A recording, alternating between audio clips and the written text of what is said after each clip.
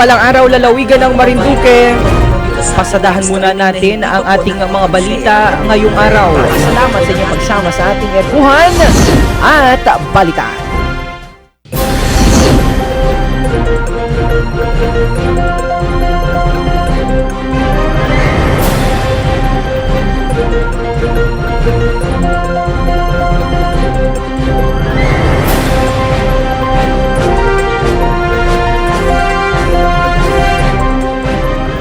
Mapagpalang araw, lalawigan ng Marinduque.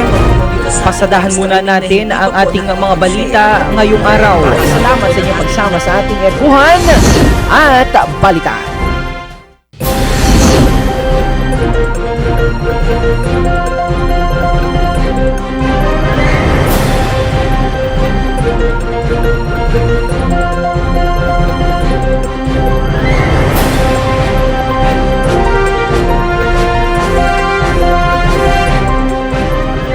Mapagpalang araw, lalawigan ng Marinduque. Pasadahan muna natin ang ating mga balita ngayong araw. Salamat sa inyong pagsama sa ating erguhan at balitaan.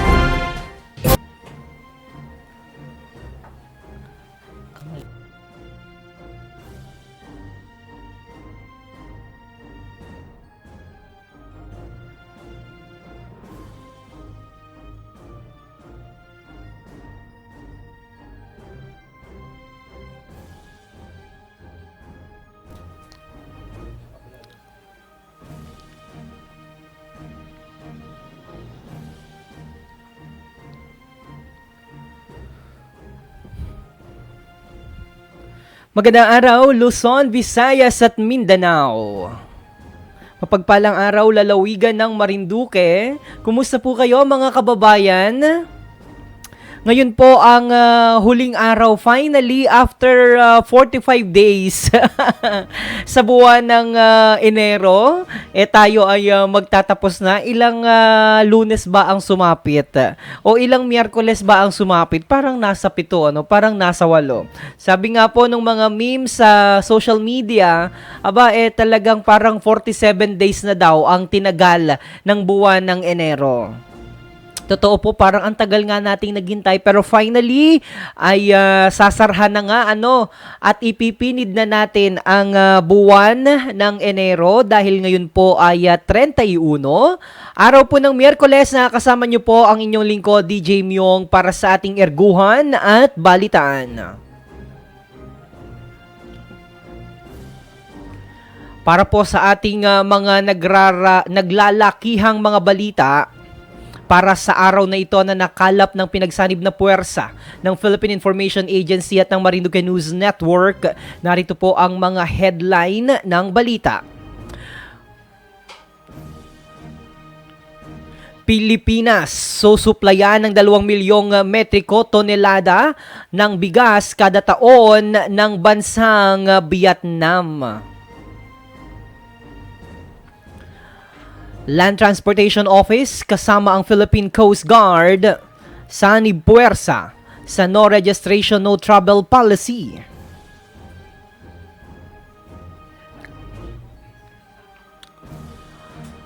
Bentekuwatro oras na supply ng tubig sa bayan ng Buak, siniguro ng Maynilad. Pawikan na galing Malaysia natagpo ang patay sa bayan ng Gasan.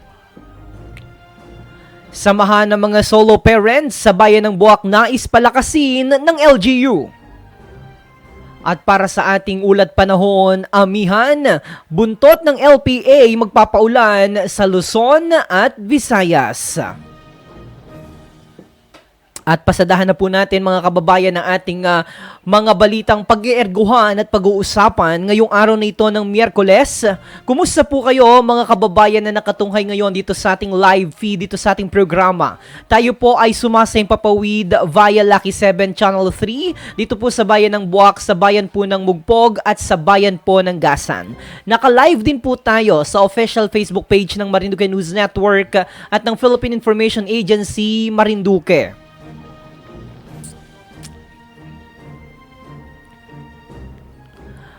sa lahat po ng ating mga kapamilya at mga kabarangay na nakatunghay po ngayon dito sa ating programa. Maaari po kayo magpadala ng inyong mga komento, maaari po kayo magpadala ng inyong mga suggestion, gayon din po ng inyong mga pa-shoutout para sa atin programa. Maaari din po kayong magpabati at kung gusto niyo pong tumawag ay bukas po ang ating linya ng telepono sa 0923-729-9113. By the way,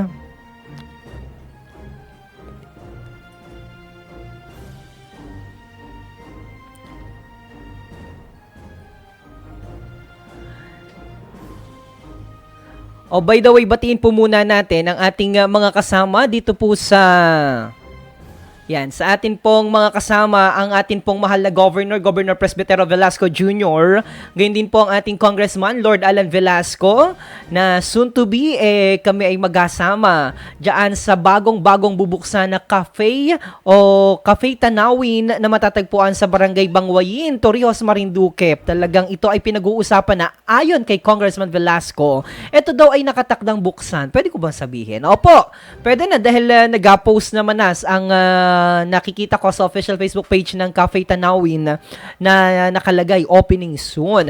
Ayon po sa initial na impormasyon na nakalap natin ay this coming February 7 daw po ito nakatakdang buksan. Kaya ating bigyan ng pagpupugay ang ating Congressman Lord Alan Velasco sa napakagandang inisyatiba na ito na investment na ginawa para sa ating lalawigan. And true enough, excited na ang ating mga kababayan para naman bisitahin at puntahan at tiyak mag-e-enjoy at malalasap at talagang mag-e-enjoy sa napakasarap na mga kape na alay ng Cafe Tanawin. Gayon din po ang ating Vice Governor Adeline Angeles. Magandang araw po sa inyo, sa lahat po ng ating mga kasama dyan sa opisina ng ating ikalawang punong lalawigan, sina Miss Ivy Marciano at sina Kat. Yan, and at the same time sa atin pong mahal na Mayor Army de la Cruz Carrion na kami ay muntik nang mag-jogging kahapon. Yan. Natuloy naman ang aming pag-jogging pero si Mayor ay kinailangan ng pansamantalang magpaalam muna at dahil maraming mga gawain So by the way, gayon din po ang ating 5 pang mga alkalde o mga punong bayan sa bawat o sa 6 na bayan dito po sa ating lalawigan. Talagang medyo nararamdaman ho natin ang malamig na klima ng panahon. Pero mga kababayan, tabayanan nyo po ang ating ulat panahon dahil kasunod po ng nararamdaman natin na mas gandang o malamig na kapaligiran ay mararanasan naman po natin ang papasok na El Nino. Kaya medyo sulit-sulitin na natin ngayon ang hindi paliligo. Yan. By the way, nanunood din po ang aming Assistant Regional Director ng Philippine Information Agency, Mimaropa. Ang ngayon ay talagang napaka-sexy na at napakaraming nagmamahal. Kasama na dito ang isa naming kasama. Yan ang ating talaga namang lagi kong kausap. Siguro gabi-gabin ko na itong kausap. At talaga namang hindi minsan maipinta ang nararamdaman ng kanyang puso pagdating daw sa mga taga Marinduque.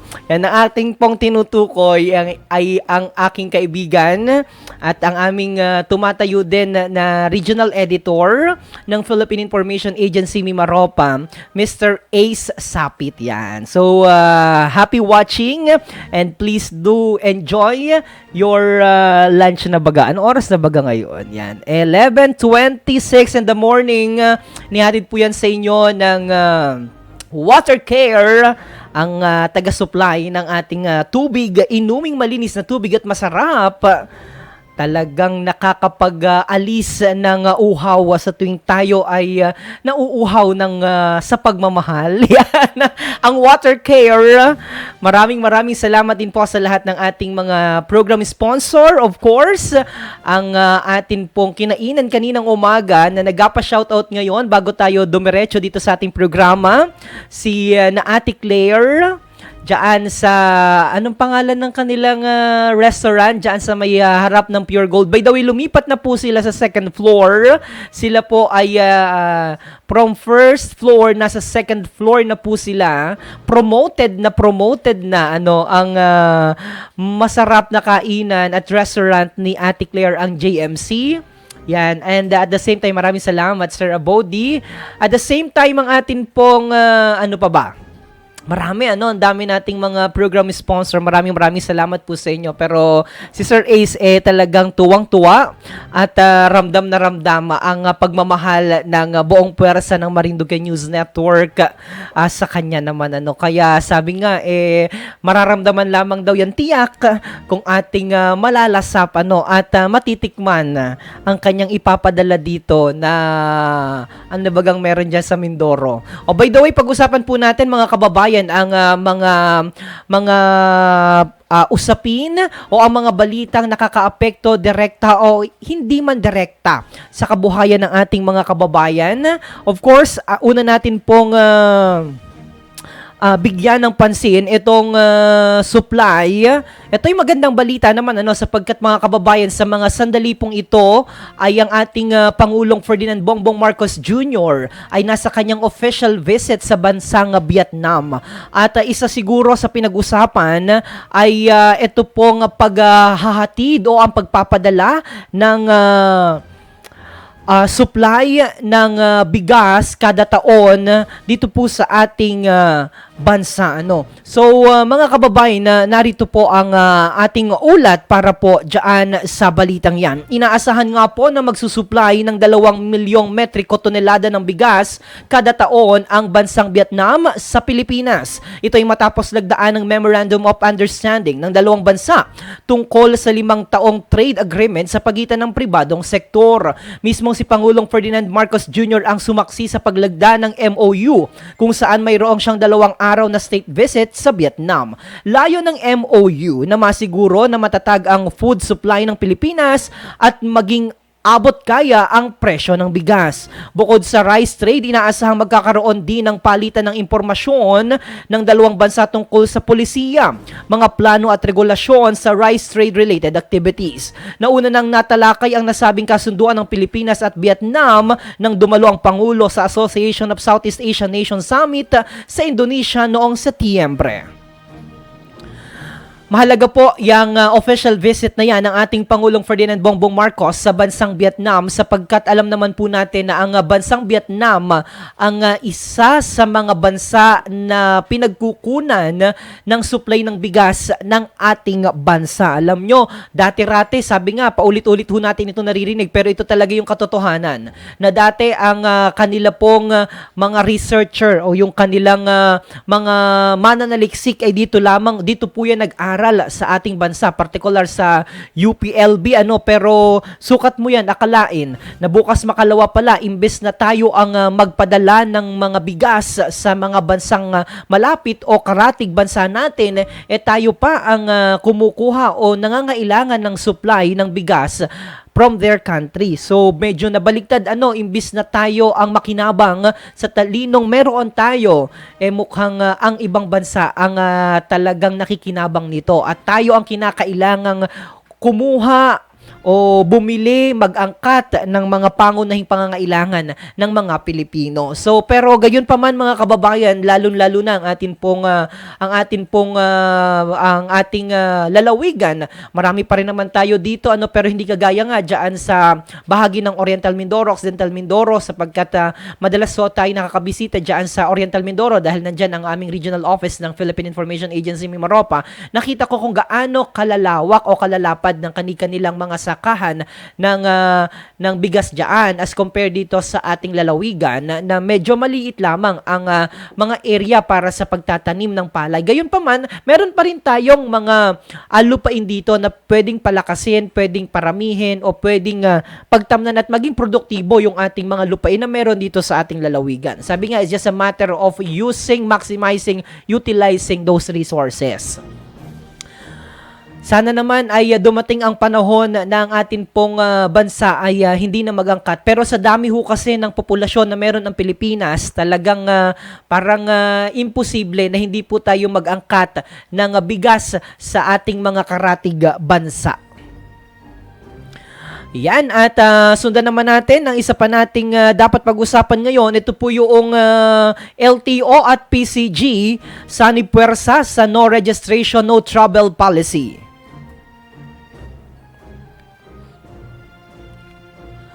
Magkatuwa nga po ang Land Transportation Office o LTO at Philippine Coast Guard o ang PCG sa pagpapatupad ng no registration, no travel policy laban sa mga hindi rehistradong private at public utility vehicles. Sinabi ni LTO Chief Assistant Secretary Vigor Mendoza II na nagpulong sila kasama ang PCG para isapinal ang strategic plan para sa pagpapatupad ng polisiya. Ang partisipasyon aniya ng PCG ay base sa direktiba ni Transportation Secretary Jaime Bautista. Sa pagpupulong, sinabi niya na humigit kumulang 30% ng araw-araw na kita ng mga rehistradong PUV operator at driver ay ninanakaw ng mga kolorum o hindi rehistradong PUV. Sabi ni Mendoza, we understand these concerns and this is the reason why we have been strengthening our coordination and interoperability with the PCG and other law enforcement agencies against these colorum vehicles. Mula Enero 1 hanggang Enero 23, 1,802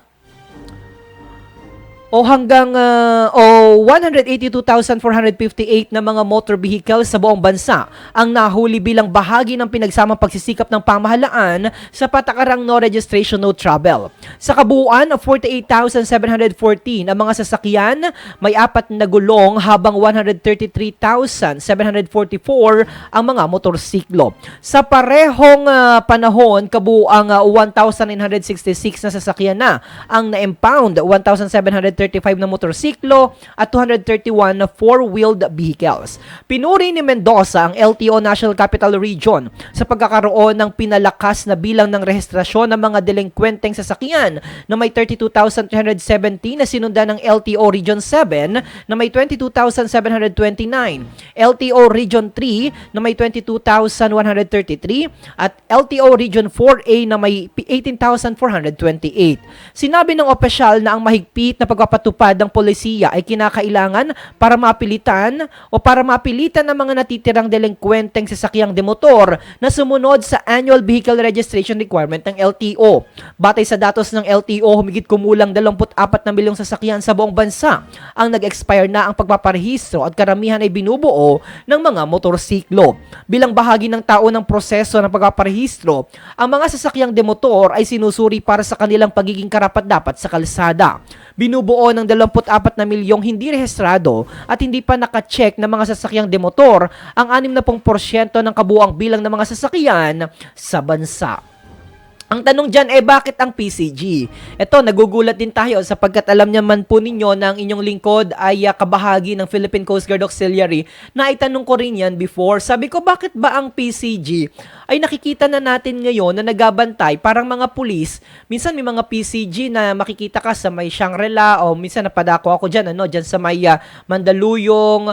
Ba't may nakita ako? Ba't may mga PCG na dito nagabantay? O nga po, baka nakakalimutan nyo mga kababayan na ang Philippine Coast Guard ay nasa ilalim po ng pangangasiwa ng Department of Transportation. So, ang DOTR, ang sakop po niyan ang LTO, ang LTFRB at kasama na po ang Philippine Coast Guard. Kaya naman bilang isa sa mga gampanin na tagapagpatupad ng batas ay inaatasan at binibigyan ng kaukulang responsibilidad ng DOTR ang PCG na siyang maging kabahagi ng LTO para sa pagpapatupad nitong ating no travel no registration policy. So, kaya minsan, dito po sa ating probinsya, bahagi rin yan, dito sa ating probinsya, makikita nyo rin ang Philippine Coast Guard. Though, ang ating naman pong trapiko dito ay hindi naman ganon ka-problematic as compared to the traffic situation in Metro Manila.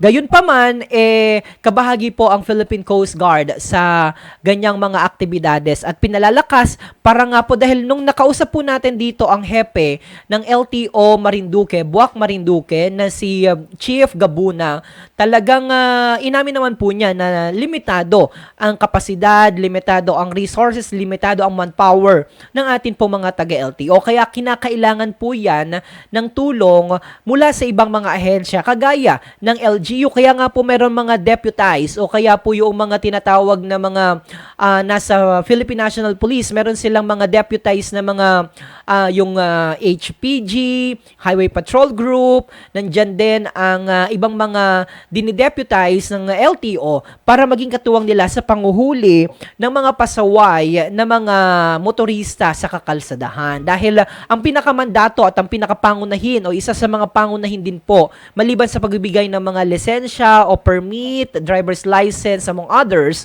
para sa ating sa ating mga driver ng mga sasakyan, yung pagsiguro din na maayos ang kakalsadahan dito po sa ating lalawigan o maayos na ginagamit ng bawat isa ang mga kalsada dito po sa ating bansa. Samantala, ito, dumako naman po tayo sa mga balitang may kaugnayan dito po sa ating probinsya. 24 na oras na supply ng tubig sa Buwak, siniguro po ng Maynilad.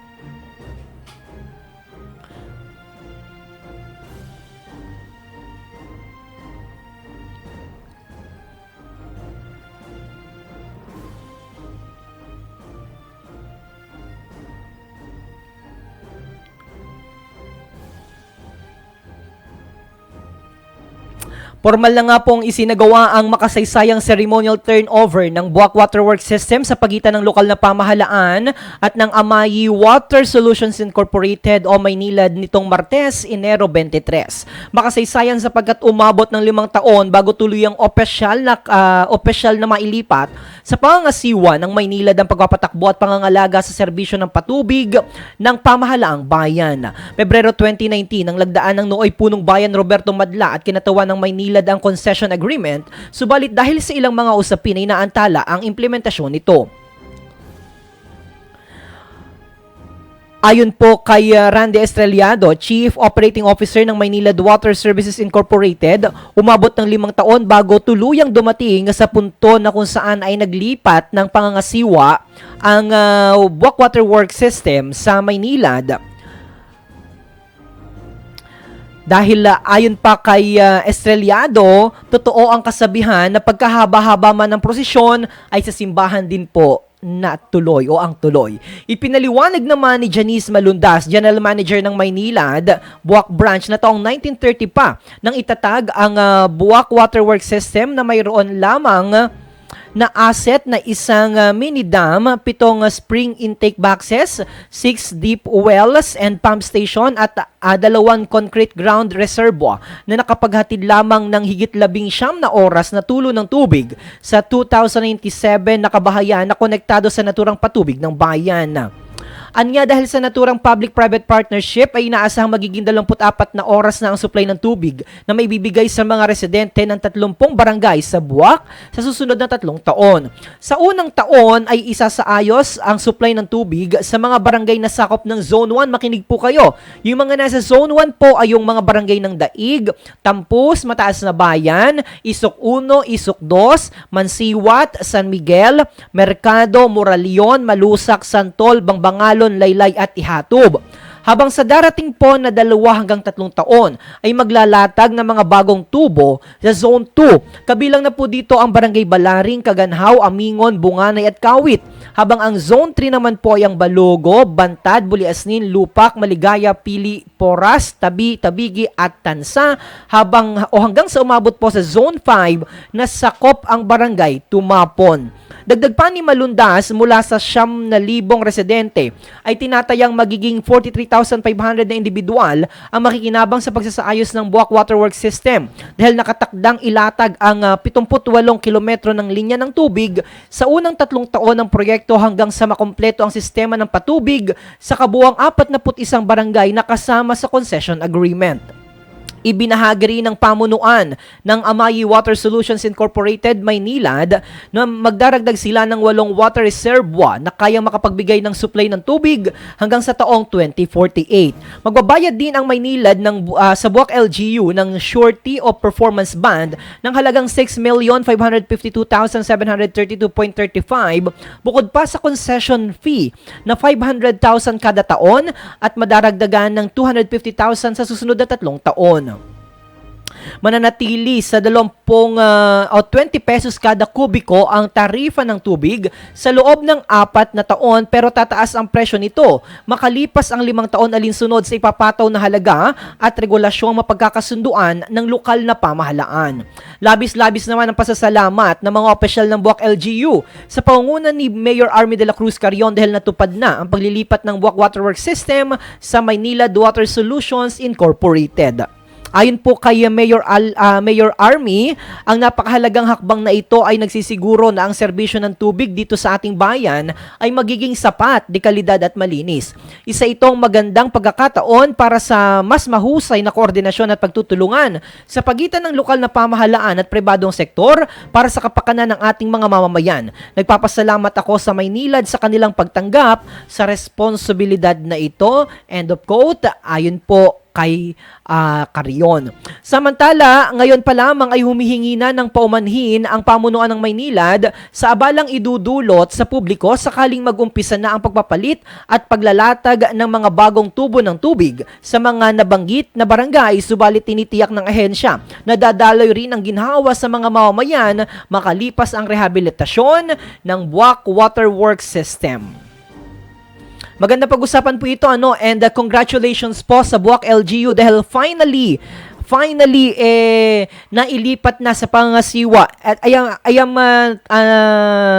thinking sabi nga tinitingnan ko ito na magandang development sa bayan ng Buwak dahil sa ilang mga taon din po ay dito ako namamalagi. From 2020 hanggang ngayon, mag-4 na taon na po sa February. Dito ho ako nag-stay sa bayan ng Buwak at talagang medyo challenging. Napakahirap ng supply ng tubig po dito sa bayan ng Buwak at kaya naman magandang pagkakataon ito. It's a development program na ginawa po ng bayan ng Buwak dahil finally maaayos na ang sistema ng patubig dito po sa bayan ng Buwak. Sana ito po ay kinumit naman po ng Maynilad na itong Buwak Waterworks System ay hindi na nila papatapusin pa, sabi nila mismo ayon sa kanilang manager na hindi na paabutin pa ng 3 taon. Kung kayang mapaiksi pa yung mga gagawin na pagsasaayos ng mga tubo ng tubig para sa maayos na daloy ng tubig dito sa kanilang mga barangay na binanggit ko po kanina, gagawin daw po nila. Pero ang commitment po nila sa loob ng 3 taon, yun pong 30 barangay na binanggit ko na ay magkakaroon po ng 24 oras na supply ng tubig sa mga darating po na panahon. At maganda naman ang naging pahayag din ng kanilang manager na si Malundas. Ayon sa kanya,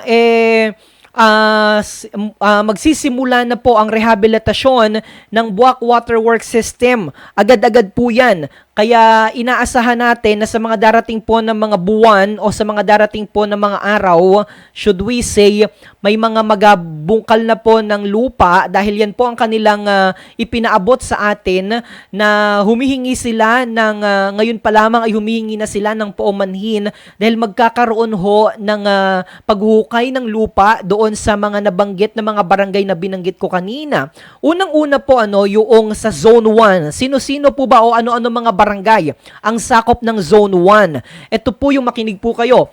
Barangay Daig, Barangay Tampus, Mataas na Bayan, Isok 1, Isok 2, Mansiwat, San Miguel, Mercado, Moralion, Malusak, Santol, Bangbangalon, Laylay at Ihatob.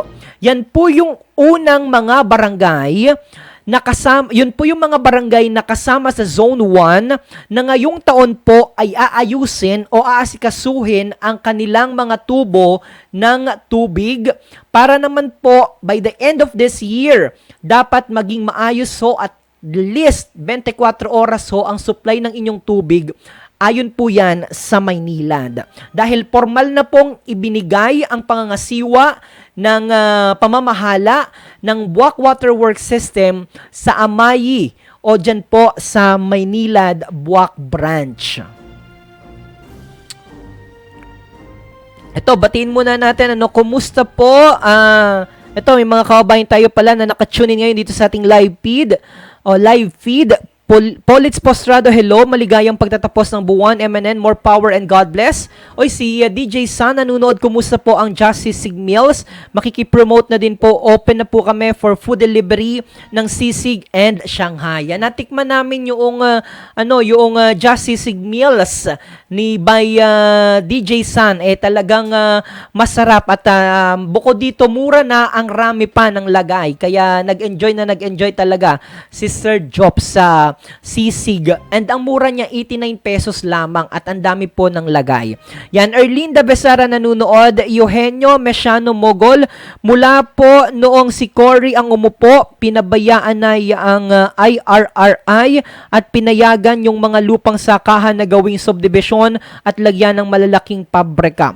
Good morning po, ang Morion Caps po ay nanonood, always ready to serve para po sa bagong Pilipinas, sabi ni Chief Elmer Manalo na kasama natin kanina, and nag-program sila sa programang Kalutang, and for some reason biglang ang ating backdrop naging kalutang. So nanonood Michael Lopez, magandang araw po at good morning po sir. Yan, good morning po. Okay, balikan po natin itong pinag-uusapan natin kanina na 24 oras na supply ng kuryente finally, dahil sabi ko nga po 4 years na rin ako na naninirahan dito sa bayan ng Buwak, talagang napakahirap po ng supply ng tubig. Pagdating po ng alas 8 o ng alas 9 ng gabi, wala na pong daloy ng tubig. Kaya kinakailangan nyo pong mag-ipon. So basically, ayon po sa Maynilad, 13 to 19 hours lamang po meron ang naibibigay na supply ng tubig ng kasalukuyang ng Buwak Water Works System. Dahil nga po, marami ng mga tubo rin ang sira, kumbaga yung pressure din, lalong-lalo na yung mga nasa malalayong barangay, hindi na po naabutan dahil wala pong ng pressure na dumarating sa kanila. Kaya talagang hirap na hirap sila. Yung mga nasa dito sa may mga karatig o malapit doon sa ating reservoir na nandyan po sa may barangay Santol, at least yun, nakakaabot sila ng hanggang alas 9 kasi nag-a-stay minsan ako sa Dream Favor kay na Tito Nelson. Oh, by the way pala, speaking of which, binabati po natin ng happy anniversary ang Dream Favor Travel and Tour sa kanilang pagdiriwang ng kanilang pagkakatatag. And at the same time, binabati ko po ng happy birthday ang ating Auntie Vilma na merong handaan mamaya dyan sa Addis, and ang aking Kuya Roel sa Balbaro nagdiriwang din po ng kaarawan ngayon. So, yan po ang ating magandang pag-usapan ngayon, yung Buwak Waterworks System. Sa mahabang panahon, ayon po sa datos, 1930 pa ito tinatag at napakatagal na panahon yung poor maintenance, poor management ng ating Buwak Waterworks System, kaya hanggang ngayon sa ilang taon na po niyan na dekada na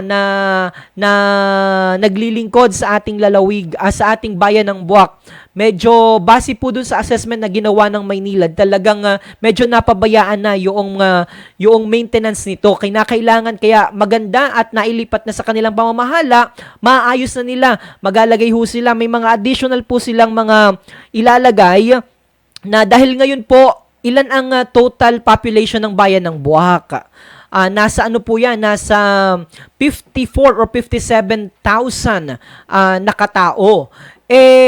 Ayon po sa assessment na ginawa ng Maynilad, sa kasalukuyan po ay nasa 9,000 lamang na mga residente ang ang nabibiyayaan ng tubig. Could you imagine that? Ano po? Pero dahil sa ganitong intervention na ginawa po ng Maynilad, ay tinataya po na magiging 43,500 na ang mga individual na makikinabang sa pagsasaayos po ng Buwak Water Works System.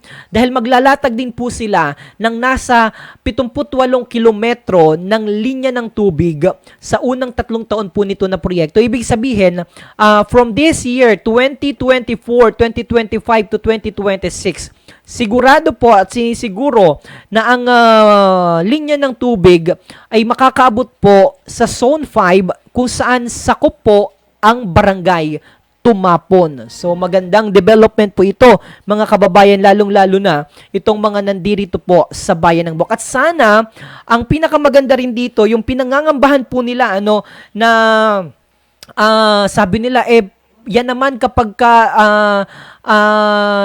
tinake over ng Maynilad, baka naman tumaas yung tarifa. Pero siniguro po nila na ang tarifa po sa mga susunod na mga taon ay mananatili po, i-adapt po nila yung kasalukuyang tarifa na halagang 20 pesos.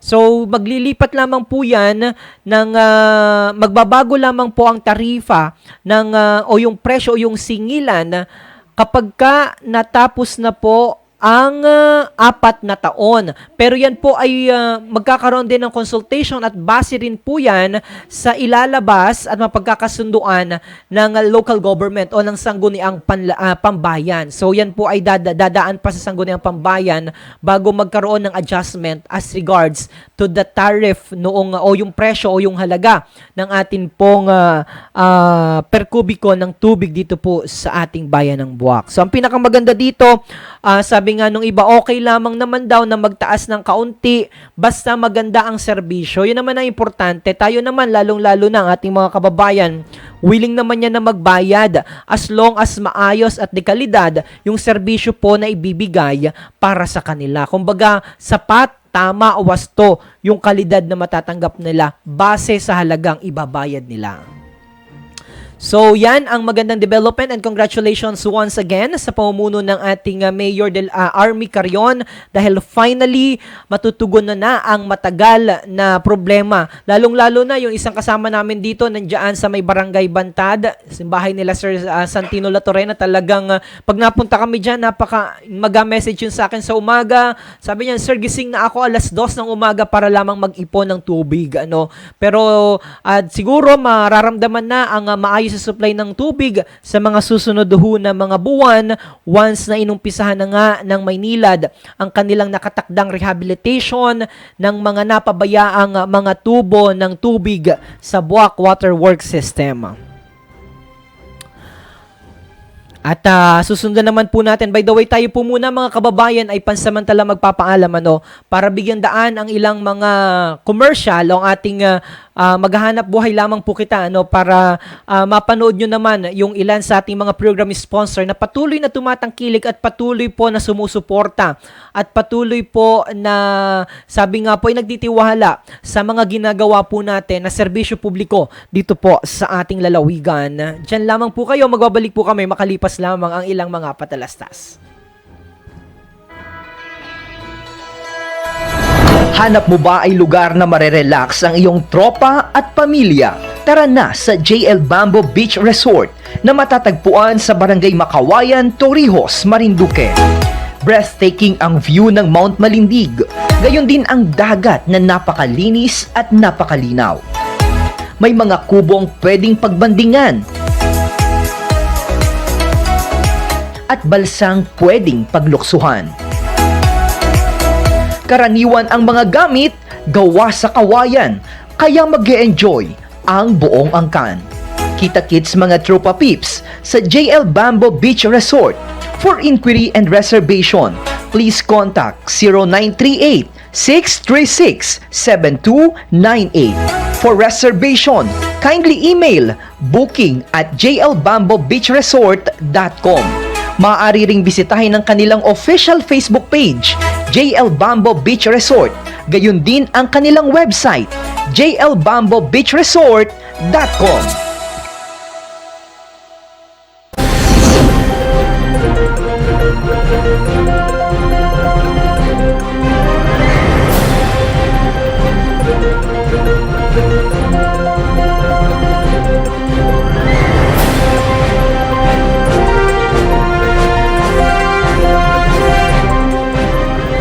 Mapagpalang araw, lalawigan ng Marinduque. Pasadahan muna natin ang ating mga balita ngayong araw. Salamat sa inyong pagsama sa ating erguhan at balitaan. At muli po tayong nagbabalik sa ating balitaan, erguhan at balitaan. Kasama nyo pa rin po ang inyong lingkod. Atin pong pag-usapan ng mga mahalagang usapin na nakakaapekto direkta o indirekta. Indirect or direct sa atin pong mga kababayan. Ito, maganda rin, malungkot na balita, should we say, ito po yung pawikan na galing Malaysia na tagpuang patay sa bayan ng Gasan. Palutang-lutang at wala ng buhay nang matagpuan ng isang babaeng pawikan sa dalampasigang sakop ng Sitio Talinya sa barangay Masiga sa bayan ng Gasan, Marinduque nitong Lunes ng hapon, Enero 29. Base sa inisyal na ulat ng sangguniang barangay ng Masiga, mukhang sinaksak umano ang isang mata nito na nagresulta para mabulag ang kaawa-awang buhay ilang. Ang green sea turtle na may scientific name na Chelonia maidas ay may haba na 100 cm, may lapad na 71 cm at ang circumferensya nito ay 53 cm, habang ang pangunang palikpik o flipper ay may habang 50 cm. Mayroon din dalawang tag na may numerong 134777 at 134778 na nakita sa magkabilang palikpik ng pawikan na palatandaan na 2 beses itong napadpad sa dalampasigang sakop ng bansang Malaysia. Nakasulat sa nasabing tag na nagmula ang pawikan sa Turtle Island Park at may pahatirang sulat na Box 768 Sandakan, Sabah, Malaysia. Ayon kay Dr. Jose Victoria, Provincial Veterinarian, maaring sa lalawigan ng Marinduque ipinanganak ang pawikan sapagkat nakatakda itong mangitlog sa lugar na kanyang sinilangan. Nakipag-ugnayan na rin niya ang Provincial Veterinary Office, Marinduque Animal and Wildlife Rescue Emergency Response Team sa International Marine Turtle Network na nakabase sa Malaysia. Patuloy na nagpapaalala ang mga otoridad na kung sakaling makakita ng pawikan, huwag itong saktan sapagkat itinuturing na itong endangered species. Nakakalungkot ho ang balita na ito, sapagkat sabi noong mga barangay tanod na nag-rescue supposed to be dito sa green sea turtle na ito diyan sa barangay Masiga, nakita ho nila na bulag yung mata at mukhang pinagsasaksak yung isang mata nito, kaya na nagresulta para mabulag yung pawikan na siguro sa sobrang sakit din na kanyang iniinda at naranasan, hindi niya nakinaya, nawalan po ng buhay ang kaawa-awang nilalang. Alam naman po natin mga kababayan na ang barangay Masiga o yung mga sakop na yung mga malapit na barangay na ito, yan talaga ay pawikan sanctuary. Marami po talaga dyan na nakikita o mga sites ng mga pawikan.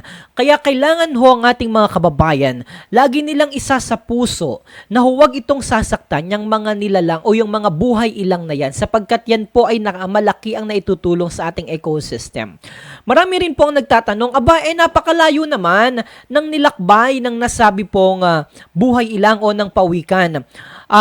Totoo po yun, dapat po, kasi may nakikita tayo, yung iba kasi nating mga kababayan minsan hindi nagabasa, dahil parang kaya ang baba daw po ng reading comprehension ng mga Pinoy sapagkat hindi muna magbasa bago po magkomento, sapagkat yan po ay ating iniulat kahapon. Sabi nung iba, paano nalaman na yan ay galing Malaysia? Alam nyo po, ngayon po, meron ng mga programa na kapag halimbawa ang isa pong buhay ilang, lalong-lalo na po yung mga endangered species na yan, kapag yan po ay pumaron o pumunta sa kati o sa tabi, yan po inalagyan ng tag ng atin pong mga taga-DNR, ng atin pong Provincial Veterinary Office.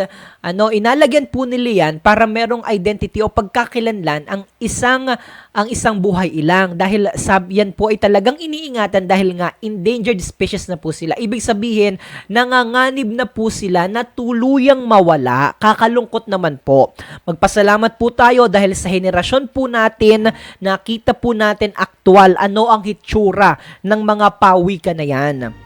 ingatan po natin dahil bukas makalawa, kawawa naman po ang susunod na mga henerasyon natin. Makikita na lamang nila yan sa mga video, sa mga picture. Hindi na nila makikita ng aktual. Kaya nga po, iniingatan ng pamahalaan na huwag naman sana silang gambalain, huwag naman sana silang paslangin, huwag naman sana silang salaulain. Sabi nga po dito sa salita natin, importante po mga kababayan yan, nakikita ho natin, yan po yung pawikan na nakita, diyan natagpo ang wala ng buhay, diyan po sa may Sitio Talinya sa Barangay Masiga. So, yung mga kababayan natin nagtatanong, paano nalaman na galing ng Malaysia yan? Meron pong nakalagay na tag. At ang nakalagay po dun sa tag, doon sa pawikan, ay galing po ito sa Turtle Island Park. At meron po itong pahatirang sulat nga po na ang nakalagay po doon mismo, nakalagay po, makikita niyo po yan dyan sa video, yan po yung tag number. Ibig sabihin, 2 beses na po itong napadpad. Kapag yan po ay nakita ng mga concerned individual, halimbawa, iniligtas po nila yan, itigil mo nga yan, sir, para makita natin, misay sa itigil mo nga yung post, yung na yan, para makita ng ating mga kababayan. Yan po yung nakalagay yan. Ayaw maniwala nung iba, dahil nagataka sila, bakit daw, paano daw malalaman na galing po Malaysia? Meron po kasing protocol o procedure na kapag yan pong mga buhay ilang na yan, lalong-lalo na yung mga endangered species na yan, nagpunta po sa Kati, yan po at nakita halimbawa ng isang individual, yan po ay ililigtas nila. Imagine, iniligtas po yan sa Malaysia, tas dito nakita natin bigla na lamang nawala ng buhay.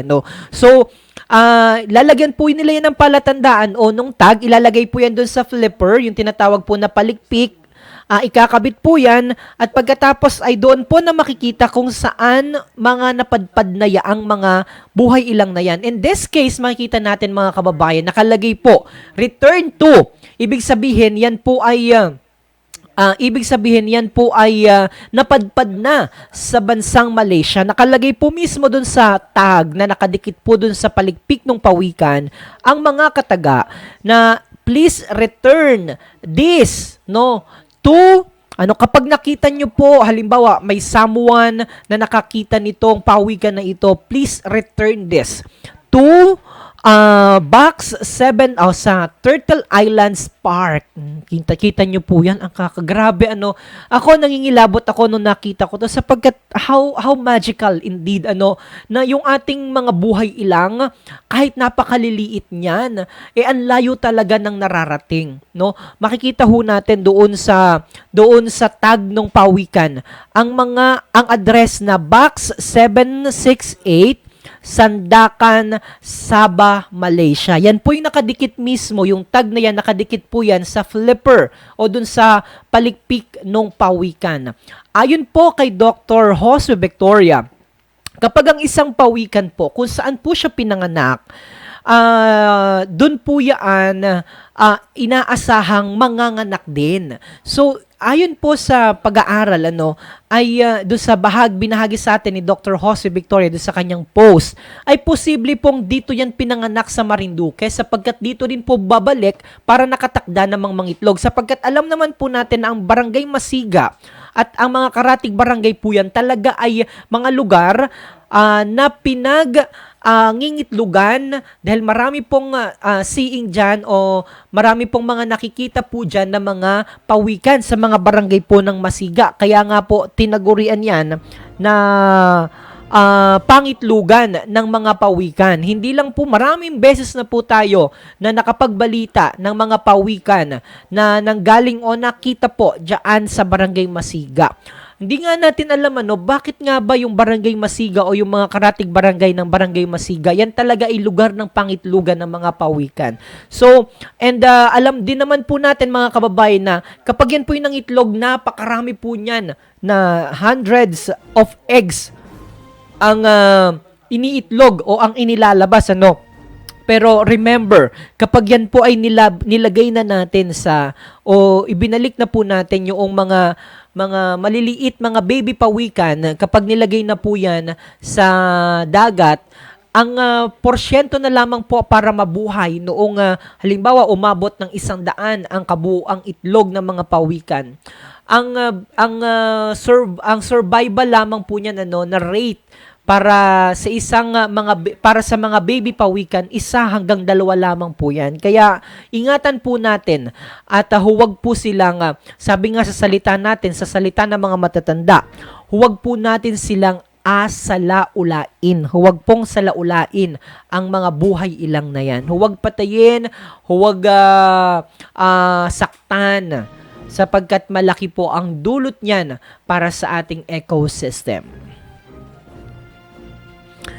Yan, sana po ay magbigay tayo ng paalala. Patuloy ho tayo o patuloy ho natin gamitin ng ganitong programa na patuloy na magpaalala sa ating mga kababayan na kapag meron po kayong mga nakita na mga pawikan, agad po kayong tumawag. Meron po tayong Marinduque Animal and Wildlife Sanctuary, gayon din po ang DENR, sapagkat sila po ang mga ahensya na naatasan para ingatan at alagaan. At kung sakaling meron po kayong mga nakita na mga sugatang pawikan, hindi lamang po pawikan, mga butanding, at di ba pa pong mga buhay ilang, yung mga malalaki, yung mga pating, bawal na rin po yung hulihin.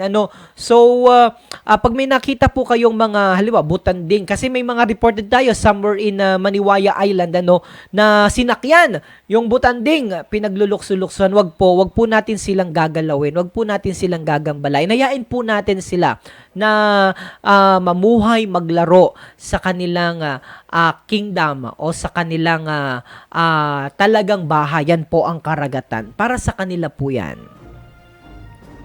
Samantala, dire-diretso po tayo sa isa pa sa ating balitang dapat pag-usapan at dapat talakayin ngayong araw na ito ng Miyerkules. Ito po yung samahan ng mga solo parent sa bayan ng Buwak, nais palakasin ng LGU.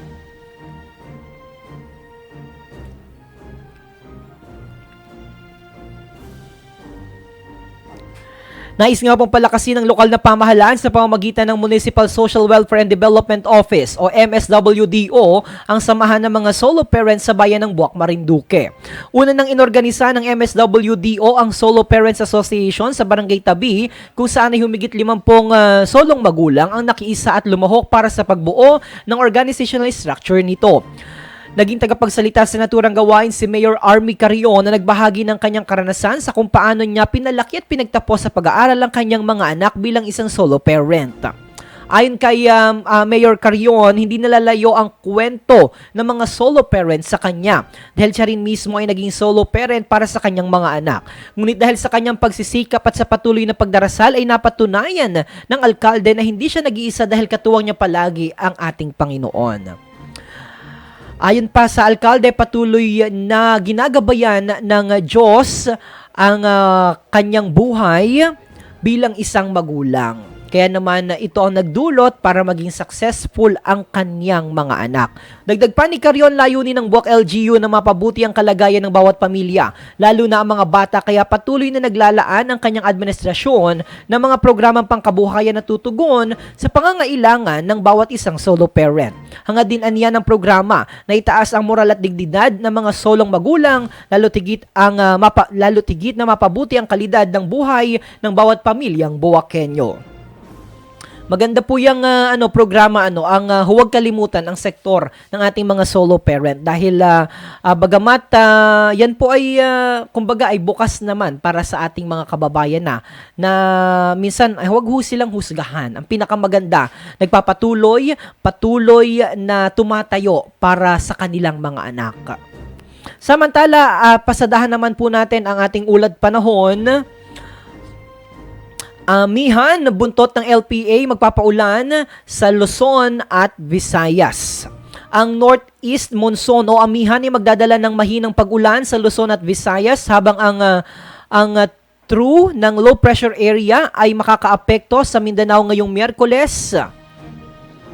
Yan po ay batay sa Pag-asa.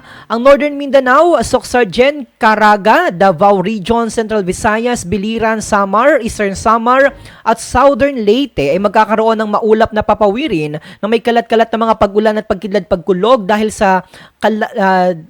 sa labangan ng LPA na may posibleng pagbaha o pagguho ng lupa dahil sa katamtaman hanggang sa malakas na buhos ng ulan.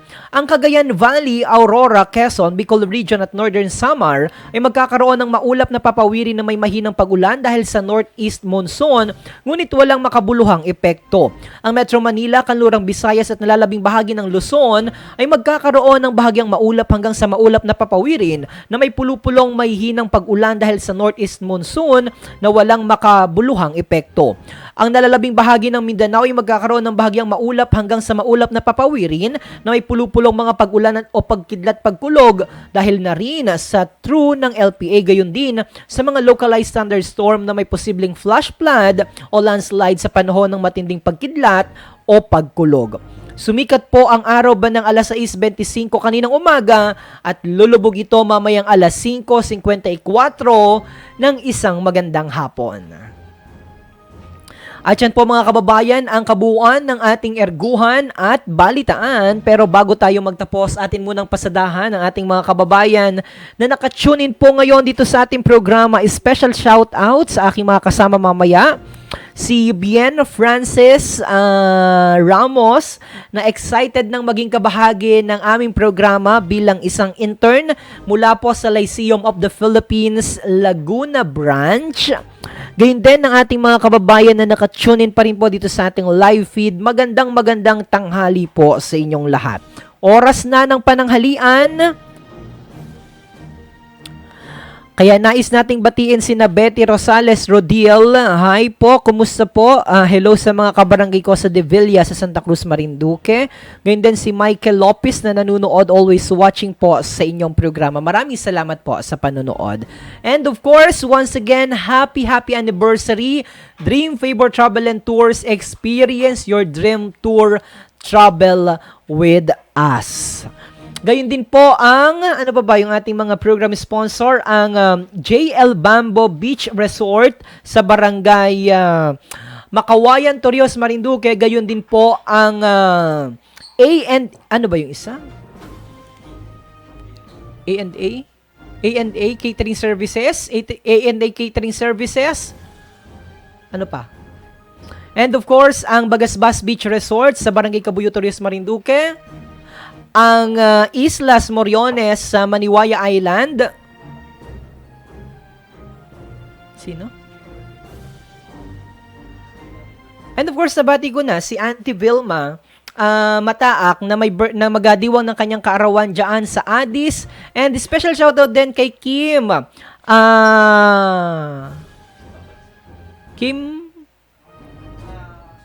Kim Sustento na nagdiwang ng kanyang kaarawan kahapon. Yan. Alright, oras na po para tayo ay pansamantala magpaalam, magkakitan at magkarinigan po tayo sa kaparehas na oras at timpilan sa araw po ng Miyerkules. Ako po si Romeo Mataak Jr. kasama buong puwersa ng Marinduque News Network at Philippine Information Agency Marinduque sa pangalan ng aming technical, Miss Saisa Marciano. Ang aming creative, Mr. Emmanuel Aspera Sr., creative, Mr. Abdullah Magdalit at ang aming dalawang direktor, Mr. Jopit Lumagbas and Mr. Christian Paul Villaruel kasama ang aming head ng Finance and Administration, Mr. Mr. Santino Latorena and Mr. Adrian Rosales. Tapos na talaga, hindi ka nakikinig. Of course, hi to Sir Jason Malalader. And special shout out kay Cathy Pilar, grabe, na nagdiwang ng kanyang kaarawan kahapon din. And special shout out kay Kuya Ruel sa Balbaro, dyan sa Maryland, USA, na nagadiwang din ng kanyang kaarawan ngayon. Mga kababayan, bye-bye! See you!